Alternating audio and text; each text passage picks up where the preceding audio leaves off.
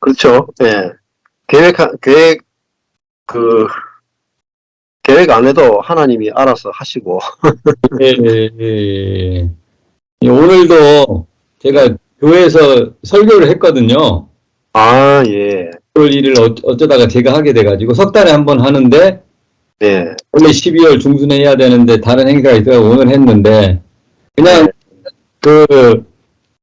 그 이제 아 은혜의 비밀 중에 이제 챕터 9에 있는 속해 있음의 비밀인가요? 그거 있잖아요.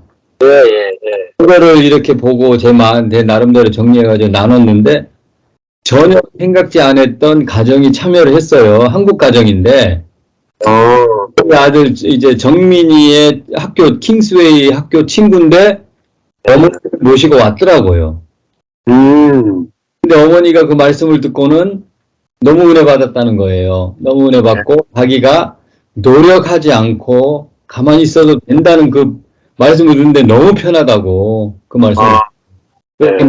하고 좀 나오셔가지고 자기는 한국 교회를 다닐 때마다 항상 음, 부담을 느끼고 뭐를 해야 되고 헌금을 해야 되고 봉사를 해야 되는데 오늘 말씀 들었는데 아무것도 안 해도 되고 정말 주님을 내 마음에 모신 거로 다 끝난다. 음, 그런 말씀을 이렇게 들었는데 너무 편하다고 그렇게 생각을 했는데 제가 전혀 생각지도 않았던 분이 와셔가지고 그런 음, 말씀을 했는데 음, 이렇게 하나님은 계획하지 않고 예. 한 생각 못 했는데 전혀 그런 분이 와가지고 은혜를 받는 걸 보면서 하나님이 음. 또 다시 느끼는 그런 하루가 되었어요. 아, 예. 그렇죠. 예. 네. 아무리 유명해도 보고는 알 수가 없습니다. 네. 네. 네. 유명해 봤자입니다. 네. 보고 아는 게 장땡입니다. 아멘. 네. 네. 예. 예. 복음은 진짜 은혜로만 알지 똑똑하다고 할 수 있는 게 어디 있어. 네. 예. 예. 아유, 좋네요. 저도 뭐 작년 한 해가 진짜 다사다난했던 한 해였고 정말 뭐 전국을 정말 그 서울하고 전라도까지 진짜 많이 다녔고 또 저희 교회 안에서도 뭐 여러 가지 일들이 많았고 그랬던 것 같아요. 예. 그런 과정을 진짜 작년 생각하니까 한 해 동안 한 10년을 산 것 같아요. 예, 또 미국에서도 오시고 또 우리 목사님도 오셨고 하여튼 사람도 엄청나게 많이 만났고 하나님이 하시는 일들도 정말 풍성하게 많이 있었고 네. 예, 그런 과정을 거쳤던 것 같아요. 그래서 어제도 이제 저녁에 만나서 형제자매들하고 이제 몇 명이 만나가 같이 나눔을 했는데 그 우리 이 지체들이 정말 그런 과정에서 생명을 경험하는 한 해였던 것 같아요. 그래서 관계들이 이전과 완전히 다른 그런 관계를 경험하는 그런 한 해가 돼가지고 정말 그리스도 안에서 이제 서로 보기만 해도 위로가 되고 서로 보기만 해도 힘이 되는 그런 관계로 작년에 이제 경험이 돼가지고 어제도 나눔하면서 참 좋았던 것 같아요. 예.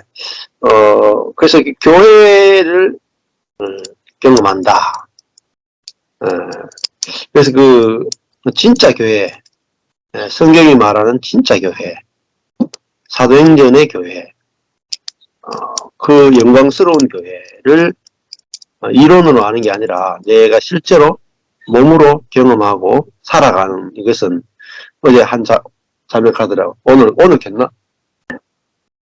이게 천국 같다. 현재적 천국 같다.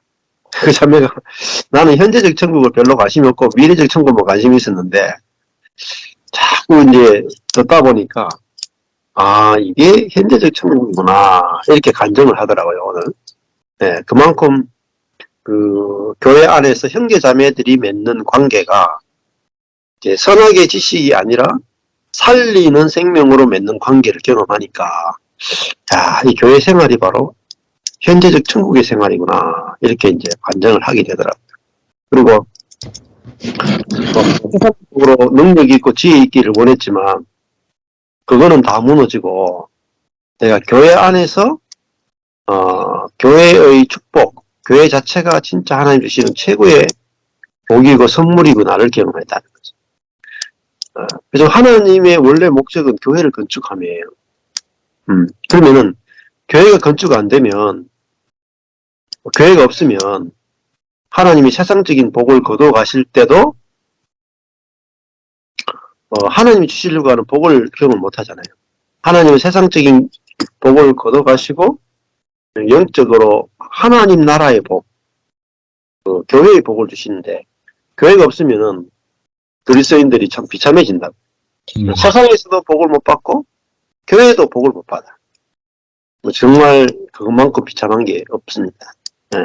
우리가 다 잃어버려도 내가 교회로 부름받은 그 복을 진짜 경험하고 누려야 세상의 것을 잃어버려도 부럽지 않고, 내가 뭐 재산을 다 잃어버려도, 내가 명예를 잃어버려도, 지위를 잃어버려도 나는 나를 있는 그대로 받아주는 형제 자매가 있다. 그러면은 인생이 절대로 불행하지 않거든요. 예, 넘어져도 금방금방 일어나고 빨리빨리 회복이 돼요. 그래서 오늘도 오후에 간증하면서 넘어지긴 넘어지는데 회복 속도가 너무 빠르다. 그런 이제 간증을, 안 넘어지는 게 아니라 넘어지는데 엄청나게 빨리 회복된다. 예, 그리고 넘어져도 괜찮다. 예, 근데 이제 또 중요한 것이 넘어지는데 새 것이 나온다. 예, 내가 생각지도 못한 내 안에 새로운 마음, 그런 것들이 이전에 나오지 않았던 새로운 마음이 나오니까 이게 정말 진짜 교회고 진짜 천국이 아닌가, 이런 이야기들을 같이 좀 나누었습니다. 네, 그럼 뭐 크고 유명한 교회는 많죠. 세상에 내놓을 만한 영향력이 있고 크고 선하고 괜찮은 교회는 굉장히 많은데, 세상과 다른 교회는 아주 희귀합니다. 그래서 하나님 만드신 교회는 세상과 다른 그 어린 양의 생명으로 건축되는 교회. 세상은 짐승의 생명으로 건축되는 그 세상인데 하면, 그래서 다니엘서를 보면은 세상은 짐승의 생명으로 건축된다. 하나님의 나라는 요한계시록 보면은 어린 양의 생명으로 건축된다가 나와요. 그러니까 세상은 짐승이라 하는 것은 자신의 능력과 지혜를 내놓아서 만들어지는 세계입니다. 근데 요한계시록에 나오는 하나님의 나라는 우리 자신의 연약함과 미련함을 내어놓는 것이 부끄럽지 않고, 미련함과 연약, 우리가 다 똑같은 피조물로서 미련하고 연약한 존재를 내어놓을 때 우리가 하나구나, 같은 사람이구나 해서 끊어지지 않는 연합의 세계를 경험하게 되는 거죠. 사랑의 세계를 경험하게 되는 거죠. 이 창세기 45장을 오늘 할 차례죠. 그 창세기의 마지막도 결국은 중간에 아브라함을 부르는 것으로 시작하잖아요. 근데 아브라함을 부르기 전에 11장에서 바벨탑으로 끝나잖아요. 바벨탑은 세상의 건축이에요. 그 바벨탑은 결국은 어디서부터 오냐면은 그 지혜롭고 능력 있는 사람들이 모여서 우리가 하늘에 닿는 성을 쌓자. 우리의 지혜와 능력으로 하늘에 닿을 수 있는 성을 쌓자. 우리의 열심, 우리의 지혜, 우리의 능력으로 하나님처럼 될 수 있다라는 세계가 바벨론의 세계죠. 하나님은 그거를 흩어버렸잖아요. 흩어버리고 12장에부터 아브라함을 부르시거든요. 그래서 이제는 이 세상 나라를 건축할 사람이 아니라 하나님 나라를 건축할 재료로서 아브라함을 불렀죠. 그래서 아브라함, 이삭, 야곱, 요셉까지 오잖아요. 그리고 창세기 끝부분에 오면은 하나님의 나라의 건축, 하나님의 백성의 건축으로 마무리를 한다. 근데 그 하나님의 백성은 어떤 사람이냐면 하나님의 목적과 계획에 따라서 하나님의 손에 의해서 또 자신의 어떤 자기 중심성에 의해서 파쇄되어진 사람입니다. 파쇄. 그래서 통밀이 파쇄되어서 밀가루와 같은 사람, 즉 능력 있고 지혜로운 사람이 파쇄되어서 미련하고 약한 자신을 보게 되는 그 사람들이 하나님의 손에 의해서 만들어짐으로 이들이 이제 모였을 때 연합할 수 있는 사람이 되죠. 12명이 이제 처음에는 전혀 연합이 안 되는 사람들이었잖아요. 다 자기의 능력과 지혜를 내세우는 사람이었다가 이제 과정을 거쳐서 요셉 앞에 오게 될 때 무릎을 꿇을 수 있는 사람이 나오죠. 자기 동생 앞에도 무릎을 꿇고 또 자기 동생을 살리기 위해서 자기 목숨도 내놓을 수 있는 그런 사람으로 하나님의 손에 의해서 만들어진 걸 볼 수 있습니다. 그래서 하나님의 하나님이 우리에게 주시는 최고의 축복은 교회예요. 자, 이게 확실하게 교회가 천국이에요. 이게 보여야 하나님께 영광이 돼요. 우리가 죽어서 가는 천당만 계속 이야기하면은 우리에게 내게는 좋죠. 나 죽어서 천국 간다. 내게는 좋아요. 근데 하나님께 영광이 안 돼. 우리 죽고 가버리잖아요. 이 땅은 뭐 사람들이 죽건 말건, 이 땅은 사단이 지배하건 말건, 나는 내가 천국 가는 게 중심이 된단 말이에요. 근데 진짜 성경은 그게 핵심이 아니고 이 땅에서 하나님의 백성에 의해서 하나님이 영광 받으시는 게 중요하다. 그러니까 하나님의 영광을 위해서 우리가 창조되었어요. 그러니까 그걸 알면은 우리가 비천해져도 우리가 망해도 하나님만 영광 받으시면 됩니다 하는 그 새로운 피조물, 이타적인 성령의 사람이 된단 말이에요. 그러니까 하나님의 생명을 닮은 사람이 나오는 거예요. 정말로 하나님의 형상과 모양으로서의 사람이 나온다. 그러니까 하나님과 동일한 생명을 가진 하나님의 자녀가 나오는 거죠. 네. 자, 그것이 하나님의 목적입니다. 우리를 만드신 목적은 하나님의 생명을 주어서 하나님과 똑같은 생명으로 하나님을 표현해낼 수 있는 사람을 만들고자 한 것이 하나님의 목적이다. 그것이 우리에게 구원이에요. 내가 하나님의 성령을 받아서 하나님의 마음과 하나님의 생명을 표현하는 표현체로서 하나님을 나타내고 하나님께 영광이 되는 존재로 살아가는 그게 구원이에요. 근데 구원이 하나님 중심적인 구원론을 가져야 되지 지금 대부분의 구원론이 내 중심적인 구원론 가지다. 내가 죄사함 받고 내가 구원받고 내가 천국 가고 그러다 보니까 뭐가 없냐면 하나님도 없고 옆에 형제도 없어요. 오로지 자기밖에 없어. 자기. 예, 그거는 진정한 구원론이라고 볼 수 없어요. 진짜 구원은요. 자기 자신으로부터 해방되는 나의 정욕으로부터 내 중심성으로부터 해방되는 그래서 바울이 내가 그리스도에게 끊어진다 할지라도 유대인들이 그리스도에게 연결되기 원한다. 그러니까 바울의 구원은 자기중심적 구원이 아니에요. 자기는 오로지 오히려 지옥 가도 된다 이 말이죠. 이 형제들이 천국 갈 수 있다면은 하나님 백성으로 살 수 있다면은 내가 하나님께 버림받아도 좋습니다. 그게 뭐죠? 그게 천국이에요. 내 중심성이 아니라 성령으로 이타적인 중심성으로 사라짐. 그게 천국이다. 그 사람은 어디 가도 다 천국이잖아요. 지옥 가도 천국이에요. 지옥이 있을 수가 없는 거예요. 왜? 그러니까 지옥 가도 된다 말이죠. 그 사람에게 지옥이 어디 있겠어요? 어디 가도 하나님과 완전히 연합된 상태로 살아요. 네. 자, 네, 창세기 45장을 오늘 한번 보시죠. 창세기 45장 보면 요셉이 시종하는 자들 앞에서 그 정을 억제하지 못하여 소리를 질렀다. 네, 이렇게 나오죠. 자, 잠깐만. 누구 전화가 와서 잠깐만 조금만 쉬겠습니다. 잠깐만 쉬겠습니다. 요셉이 시종하는 자들 앞에서 그 정을 억제하지 못하여 소리질러 모든 사람을 자기에게서 물러가라 하고 그 형제에게 자기를 알리니 때에 그와 함께한 자가 없었더라. 그 지난번에 그 유다가 자기가 대신해서 감옥에 갇히겠다.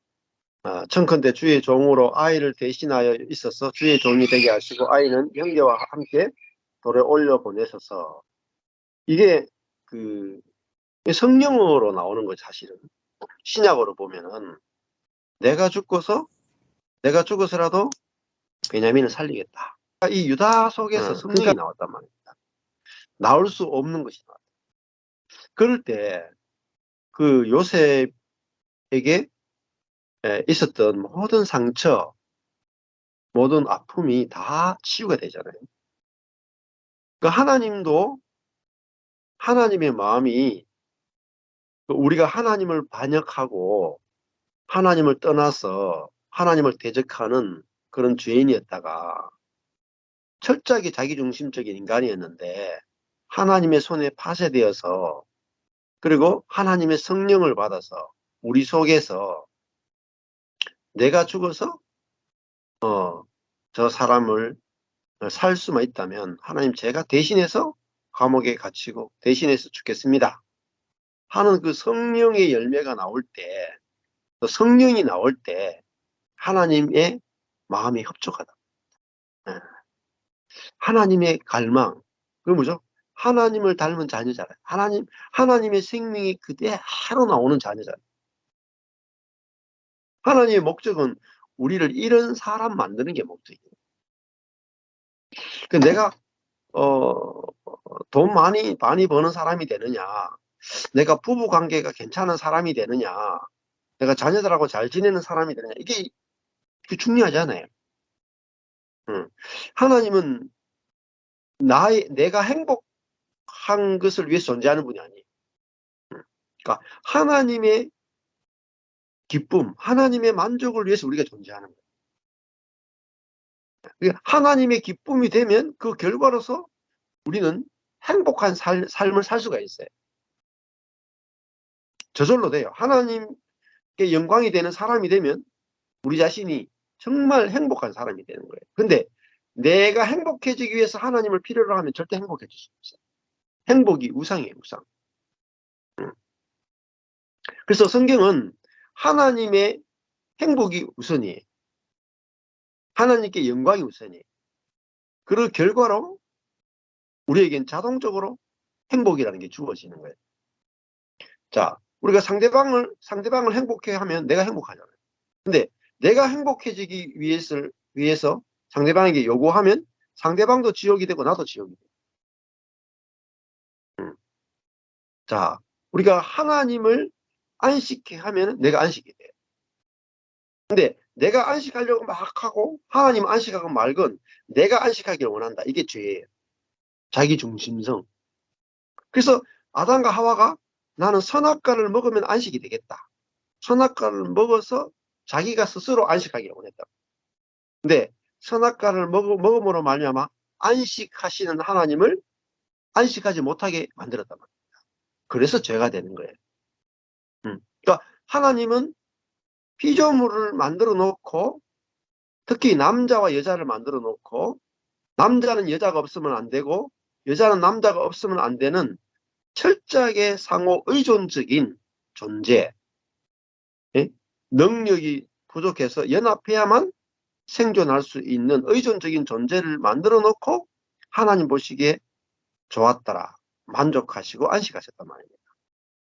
그러니까 하나님이 안식하시는 자리에서 우리가 안식이 돼야 진짜 안식이 돼요. 예. 근데 우리의 옛사람이 안식하는 건 뭡니까? 내가 선악과를 먹고 내가 선한 사람이 되고 내가 능력 있는 사람이 되고 내가 지혜로운 사람이 될 때만 안식할 수 있다고 생각하는 거예요. 그건 내 안식이죠. 내가 생각하는 안식을 위해서 살아가면 절대 안식이 안 와요. 헤맨단 말이에요. 절대 안식이 안 와요. 근데 하나님을 안식해 하면은 내게는 자동으로 안식이 와요. 자, 하나님이 피조물을 미련하고 약한 피조물을 보고 보시기에 힘이 좋았더라고 안식하셨단 말이에요. 만족하고 안식하셨다. 그러면 나도 내 자신을 볼 때 나의 미련함과 약함을 보고 이런 나를 보고 하나님은 만족하시고 보기에 좋다 하시고 안식하시네. 하나님이 이런 나를, 피조물인 나를 보고 안식하셨으니까, 아, 나도 내가 안식해도 되는구나. 이런 나를 보고, 나를, 이런 나를 보고 안식하시는 분을 알게 되니까, 비로소 내가 내 자신에 대해서 안식이 되는 거예요. 그러면 그런 나를 보고 안식하는 나를 보고 주님 또 안식하신다니까. 그게 하나님의 안식이고 나의 안식이에요. 그러니까 하나님의 안식하는 포인트에서 내가 안식이 되고, 그죠? 그 안식하는 나는 하나님께 좀 기쁨이 된다. 근데 아담과 하와는 하나님이 아담과 하와를 만들어 놓고 벌거벗은 두 사람을 보고, 연약한 그 두 사람을 보고 안식하셨는데, 본인들은 자기를 보니까 너무 불안한 거예요. 너무 불만족한 거예요. 그래서 내가 내 스스로 안식할 수 있는 수준의 사람을 되고 싶다. 그래서 능력을 키우고 지혜를 키우고 선을 키워서 내가 모든 사람 앞에 자랑할 수 있는 사람이 되면 내가 안식할 수 있지 않을까. 그래서요, 나온 게 뭐냐, 이마에 땀을 흘리는 거예요. 능력과 지혜를 갖추어서 그게 있어야만 내가 안식할 수 있다. 그래 열심히 자기 자신을 무화과나무 옷을 만들고 선을 행하고 능력을 키우고 지혜를 키우고 자기 스스로 문제를 해결하고 자기 스스로의 경건으로 죄를 이기고 죄를 다 자기 스스로 능력으로 죄를 이긴 다음에 안식할 수 있다 이렇게 생각한 거죠. 근데 그것이 하나님을 안식하지 못하게 만드는 근원적인 죄란 말이에요. 자, 어떤 내가 참나냐 아니에요. 피조물이 내가 참나예요. 예. 내의 피조물성을 보면서 하나님이 안식하시는구나를 알아야 돼. 근데 사람은 그게 하나님을 인정하지 않고 내가 내 나를 보는 거예요. 내가 나를 보는 거야. 그러면 내가 나를 보면요, 내가 하나님처럼 돼야 안식이 돼. 그게 타락이에요. 하나님과 나와의 관계에서 나를 보는 게 아니라 내가 나를 봐버려요. 그러니까 내가 누군지도 모르고 무조건 능력이 있어야 되고 무조건 지혜로워야 되고 무조건 뭔가를 많이 소유해야 돼. 그 전까지는 안식이 안 돼. 그게 뭐냐면 하나님처럼 되고 싶음이란 말이에요. 자, 그러다 보니까 남의 자원을 착취하게 되고 남 위에 군림하게 되고 판단하고 정지하는 삶을 살 수밖에 없게 되는 거죠. 자, 어, 이 유다 속에서, 형제들 속에서 어, 성령이 나올 때 요셉이 시종하는 자들 앞에서 그 정을 억제하지 못하여 소리를 지르는 거예요. 요셉의 마음이 완전히 다 풀어져 버린 거죠. 예. 그리고 그 형들과 완전히 하나가 되잖아요. 유다 속에서 성령이 나오니까 엄청난 그 분노와 상처와 미움에 있었던 그 요셉이 그 유다 속에서 나오는 성령을 경험하면서 둘이 성령 안에서 완전히 화해가 돼버린단 말이에요. 절대로 씻을 수 없는, 절대로 화목할 수 없는 그 관계가 성령에 의해서 화목해 되어집니다. 자, 결국은 이 화목에서 진짜 중요한 거는 성령이 있어요. 성령이 하나 되게 하신 거야. 자, 새로운 것이 나오니까 화목이 되는 거죠. 이타적인 것이 나오니까 저절로 화목이 되어버려요. 자, 모든 사람을 자기에게서 물러가라 하고 그 형제에게 자기를 알리니 드디어 요셉이 자기의 정체를 알리는 거예요. 내가 여러분들이 팔았던 그 동생 요셉입니다. 그때에 그와 함께한 자가 없었더라. 그냥 사람들에게 보이지 않게 하고 그냥 원래 관계가 굉장히 어려운 관계였잖아요. 그래서 화해하는 과정을 사실은 다 드러내지 않고 그냥 그 요셉과 형들 사이에만 관계가 회복되는 거죠. 요셉이 방성대곡했다. 이제 엄청나게 크게 울었다는 거예요. 방성대곡하니 애굽 사람들에게 들릴 정도로 요셉이 막 엄청나게 막 통곡하고 울고 막 감격하고 이런 것 눈물도 있었던 것 같아요. 그러니까 심지어 바로의 궁중에까지 들리게 되었다. 자, 3절에 요셉이 그 형들에게 이르되 나는 요셉이라 내 아버지께서 아직 살아 계십니까? 형들이 그 앞에서 놀라서 능히 대답하지 못했습니다. 요셉은 마음이 다 풀어져 가지고 형들에게 자기를 소개하고 하는데 형들은 정말 기절초풍할 게 아니겠습니까? 자기 앞에 있는 이 권세 있는 자가 자기들이 팔아버린 요셉이니까 이제 완전히 그냥 사시나무 떨듯이 안 떨었겠어요? 이제 우리 다 죽었다. 음. 요셉이 자기들을 용서할 수 있는 자기를 인신매매한 사람을 어떻게 용서하겠어요? 아버지를 속인 이 사람들 그 요셉이 형들을 용서하리라 상상할 수 없는 거죠. 그런데 요셉이 성령의 사람이 되니까 요셉이 자기를 판 형제들과 그냥 화목이 돼버려요. 저절로. 요셉이 노력해서 그런 게 아니에요. 화목이 되는 거예요. 4절에 보니까 요셉이 형들에게 이르되 내게로 가까이 오소서. 그들이 가까이 가니 가로되 나는 당신들의 아우 요셉이니 당신들이 애굽의 판자라. 아주 막 과거를 정확하게 여러분들이 팔았습니다. 이렇게 확실하게 이야기를 해요. 그렇지만 당신들이 나를 이곳에 팔았는데 근심할 필요는 없습니다. 자, 해석이 달라지잖아요. 왜 근심하지 마소서, 한탄하지 마소서. 왜냐?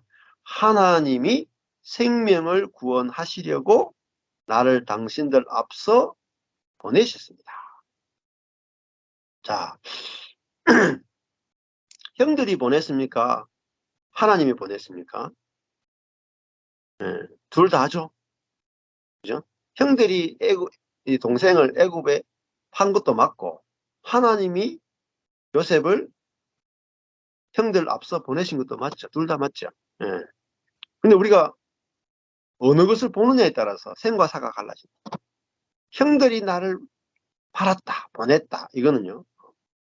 상처와 분노와 미움을 계속해서 만들어내는 거예요. 그런데 하나님이 생명을 구원하시려고 나를 당신들 앞서 보내셨다. 하나님이 보내셨다. 하나님의 계획이다. 하나님의 주권이고 하나님의 축복이다. 이렇게 알아지니까 상처가 아니잖아요. 상처가. 미움이 아니잖아요. 그러니까 같은 사건인데 옛날에 요셉은 옛 자아인 요셉은 그것을 형들이 했다.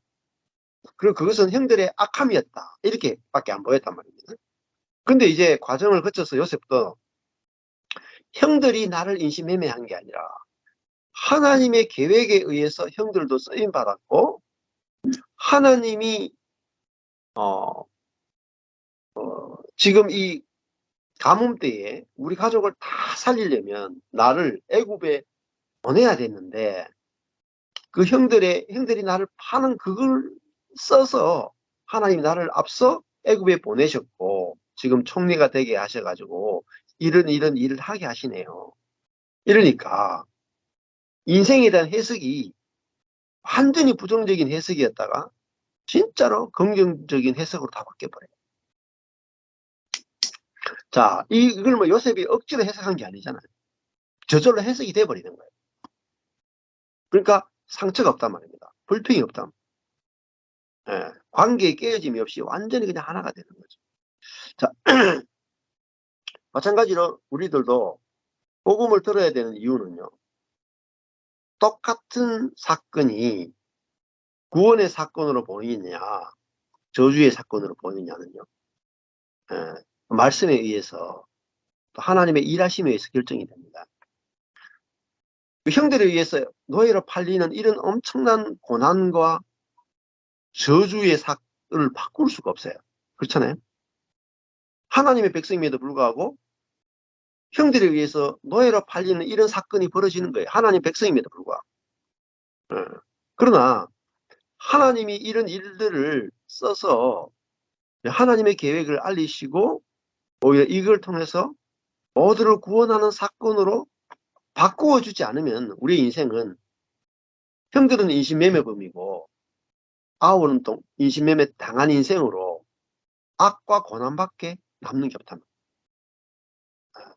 자, 그런데 하나님은 이들의 인생 가운데 함께 하셔서 이들은 동생을 팔았고 팔렸지만 이것이 그들에게는 너무너무 아름다운 구원의 사건이고 축복의 사건으로 하나님께서 바꾸어 내셨단 말이에요. 그럼 생각해 보세요. 형이 동생을 인신매매했다는 것은 정말 끔찍하고 상상할 수 없는 어마어마한 사건이잖아요. 이 사건도, 이런 저주의 사건도 구원의 사건으로 바꿔내신단 말이에요. 그러니까 저와 여러분이 겪는 부부 관계의 문제나, 내가 결혼을 잘못한 의 문제나, 예를 들면 이혼의 문제나, 아니면 자녀와의 관계에서 엄청난 상처를 주고받은 것이나, 또 교회에서 내가 상처받은 사건이나, 어떤 것도 그 사건이 좋았다 나빴다라고 말할 수가 없어요. 이 선악의 지식이에요. 왜냐면은 이게 하나님의 손에 들리면 복이 되고 내 손에 들리면 저주가 되잖아요. 그래서 우리는 그 사건 자체가 인신매매 당했다, 그냥 악이잖아. 악. 얼마나 큰 악입니까? 그러나 우리가 하나님 안에 있으면 이 악이 없어지는 거예요. 고난이 없어지는 거예요. 상처가 없어지는 거야. 예. 그것이 나를 살려내는 사건이 된다. 나에게 복이 돼버린다. 자, 이게 너무너무 중요한 거예요. 저도 제가 목회가 딱 망했는데, 그리고 제가 10년 동안 양육했던 지체들은 거의 다 떠났어요. 거의 다 떠났어요. 지금도 몇 명 안 남았어요. 거의 다 떠났어요. 근데 저게는 엄청난 그 상처를 주는 사건이고, 절망의 사건이고, 아픔의 사건입니다. 내가 보기에 그렇답니다. 내가 보기에. 옛사람이 보기에 그렇다. 그런데 하나님은 그것을 바꾸어서, 진짜 교회를, 진짜 복음을, 진짜 그리스도 안에서 형제 자매임을 발견하는 사건으로 바꾸어내셨다. 그러니까 제가 첫 목회가 망했던 그것이 나쁜 일이라고 생각할 수가 없는 거예요. 그래서 하나님이 나로 하여금 이 십자가의 복음, 은혜의 복음을 알게 하기 위해서 나로 하여금 그 과정을 지나가게 하셨단 말이에요. 그러니까 내가 망하기를 잘했구나. 네? 완전 망하기를 잘했구나. 네.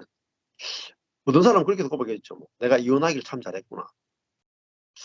내가 어떻게 보면 자식을 먼저 잃는 고통이 있었지만 그것조차도 내게 복이 되었구나. 이게 하나님 나라는요, 예, 저주가 없는 거예요. 저주가. 하나님이 우리 인생에서 인생을 하나님의 관점에서 보게 만드시고 하나님 관점에서 이게 다 역사하게 되면 악이 사라지고요, 고난이 사라집니다.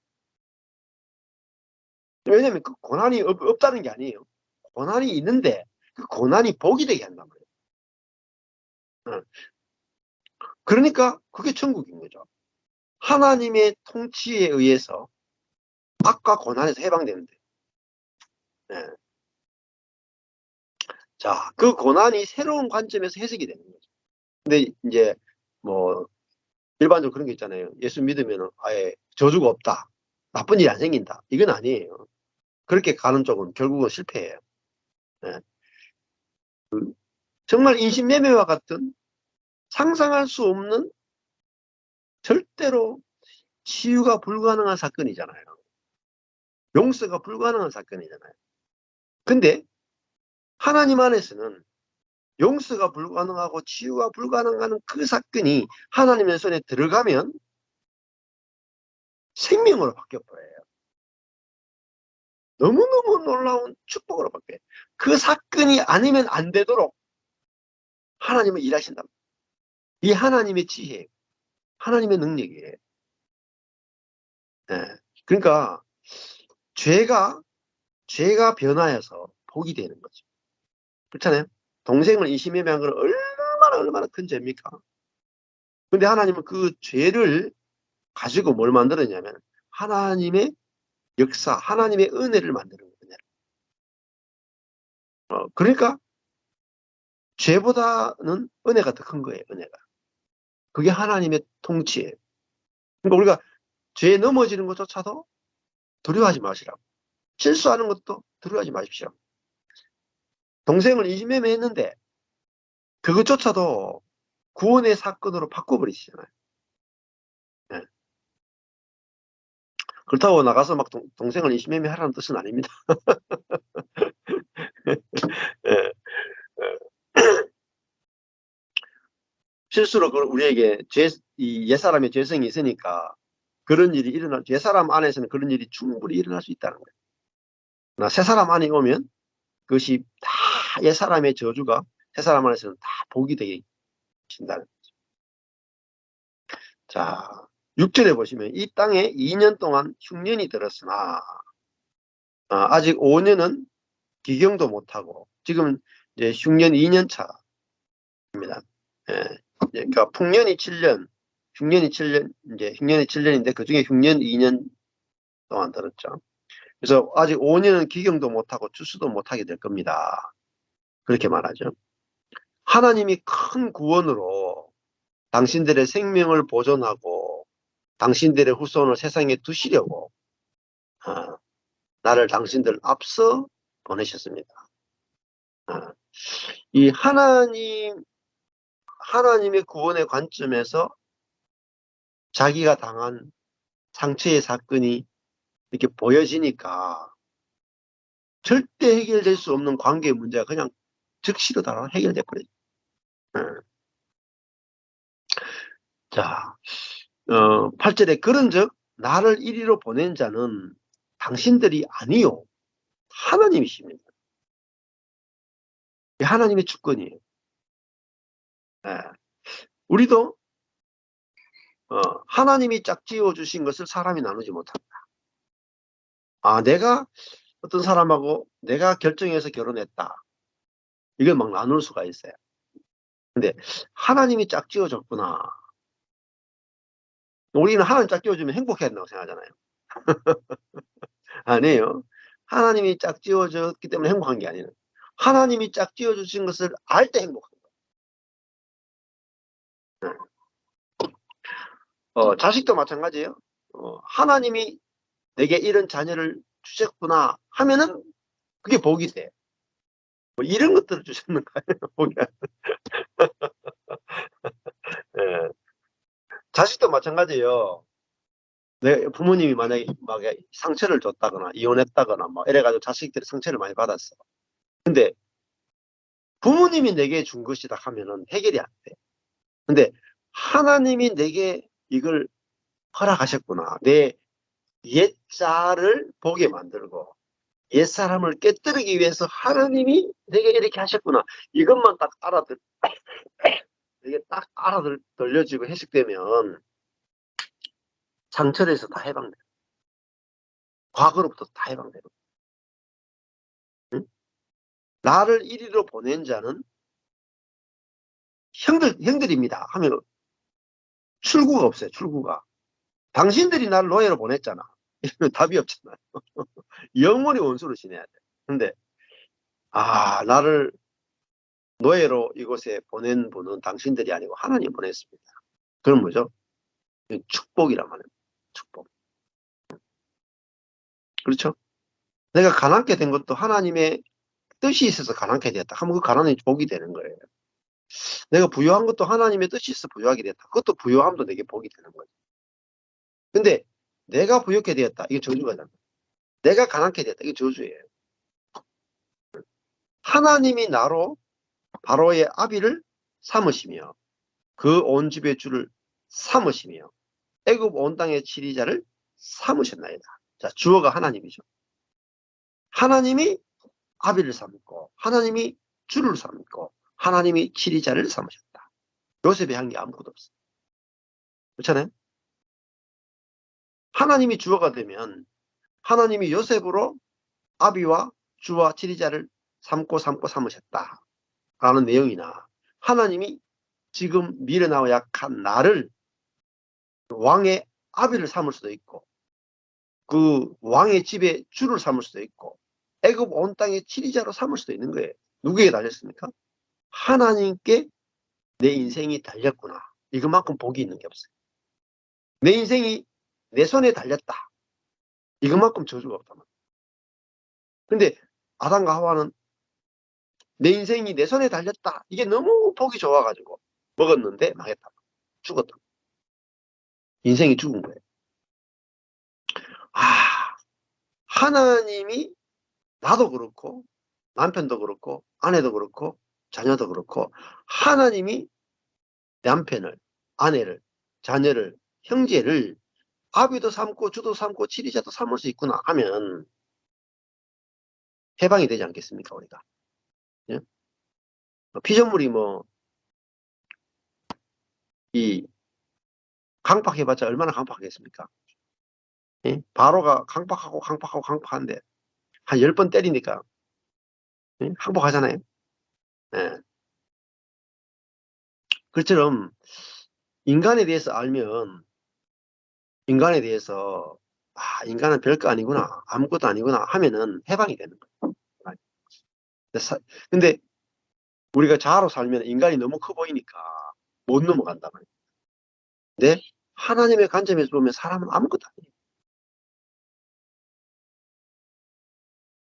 자, 당신들은 속히 아버지께로 올라가서 구하기를, 아버지의 아들 요셉의 말에 하나님이 나를 애굽 전국의 주로 세우셨다. 하나님이 주어죠. 하나님이 세우셨다.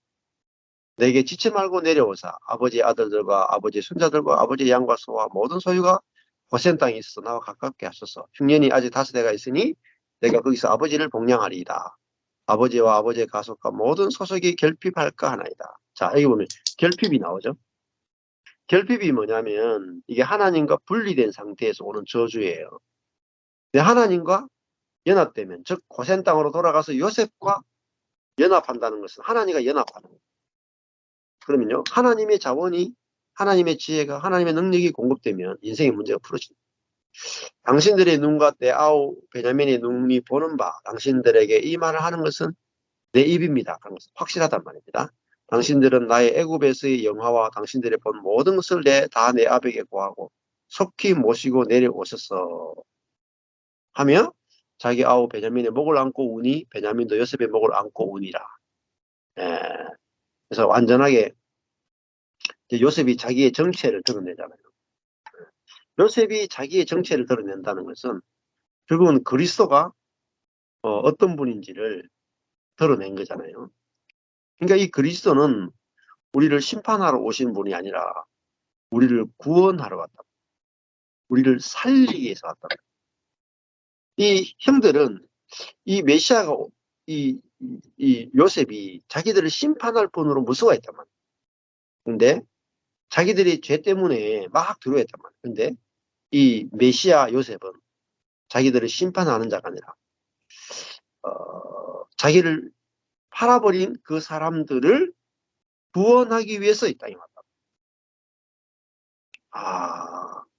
이 그리스도를 우리가 알게 되면은 이게 하나님의 사랑이고 하나님의 성품이구나 하면은, 내가 하나님을 팔아도 판 그것을 가지고 나를 구원하신 하나님이시구나. 얼마나 놀랐습니까? 내가 하나님, 우리는 이렇게 생각해요. 교회에서 내가 하나님을 버리면은 심판을 받는다, 이렇게 생각해요. 아니요, 내가 하나님을 떠나고 내가 하나님을 버리면은 오히려 하나님 나를 찾아오셔가지고 내게 진짜 은혜가 무엇인지를 가르쳐 주신다. 진짜 은혜가 무엇인지를 경험시키신다. 그걸 한번 경험하면요, 다시는 주님을 못 떠나게 돼요. 내가 하나님을 버렸는데 하나님 나를 찾아오셔가지고 나에게 놀라운 복을 주시는 그 죄에 대해서 복을 주시는 하나님. 지금 형들은 요셉에 대해서 죄를 지었죠. 어마어마한 죄를 지었죠.